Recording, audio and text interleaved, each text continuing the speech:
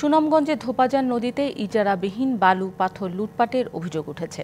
সরকার পরিবর্তনের পর 2.5 মাসে লুটপাটের পরিমাণ প্রায় 150 কোটি টাকা।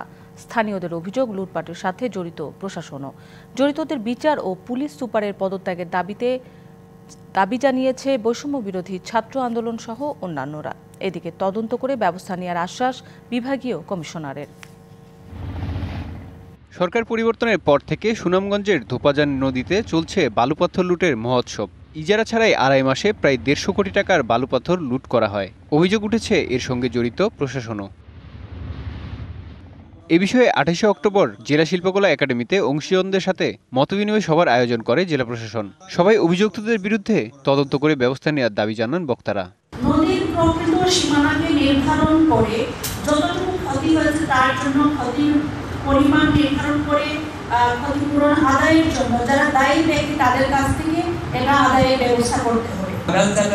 এগুলো দিয়ে যদি বালু উত্তোলন করা হয় তাহলে হচ্ছে নদীর ক্ষতির পরিমাণটা কমে যাবে এবং বালু খেকুদে যে বৃহৎ বালু খেকুরা উৎপেতে আছে তাদেরকে রুখে দেওয়া যাবে।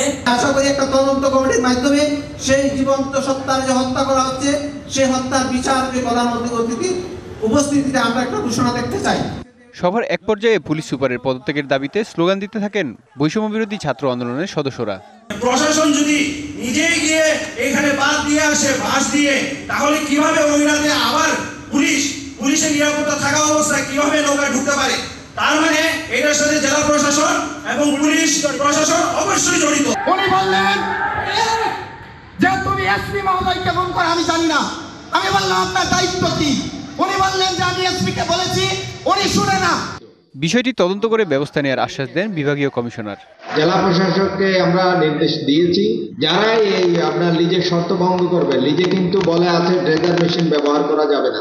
যারা ব্যবহার করবে ইমিডিয়েট তার বিরুদ্ধে শুধু লিজ বাতিল নয়, ক্রিমিনাল মামলা রুজু হবে। প্রাকৃতিক সম্পদের সুরক্ষার পাশাপাশি শ্রমিকদের জীবিকা রক্ষায় সরকার উদ্যোগ নেবে, এমনটাই প্রত্যাশা সুনামগঞ্জবাসীর। বলেছি তারা এই কাজটা করেছে। DBC news desk. মাঠের অলরাউন্ডার আমি, আর ঘরের allrounder Tylox. Tylox toilet cleaner, clean মানেই টাইলক্স।